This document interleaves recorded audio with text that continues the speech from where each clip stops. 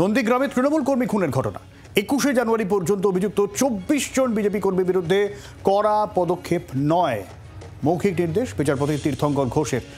বিচারপতির মৌখিক নির্দেশকে সম্মান জানানো হবে, এমনটাই রাজ্যের অ্যাডভোকেট জেনারেল কিশোর দত্তও জানিয়েছেন। বাকি ৬ অভিযুক্তের বিরুদ্ধে পুলিশ তদন্ত চালাবে বলে বিচারপতির তরফ থেকে জানিয়ে দেওয়া হয়েছে। পরবর্তী শুনানি ২১শে জানুয়ারি।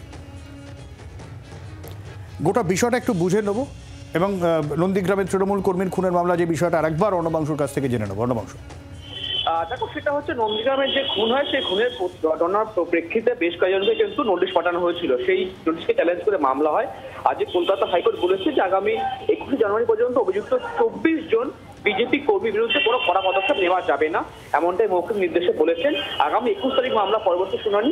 বাকি ৬ জন অভিযুক্তের বিরুদ্ধে তদন্ত চালিয়ে যেতে পারবে পুলিশ, এমনটা জানিয়েছে কিন্তু কলকাতা হাইকোর্ট। অনেক ধন্যবাদ অর্ণবাংশু। বাংলার আওয়াজ, বাঙালির আবেগ, জি ২৪ ঘন্টা।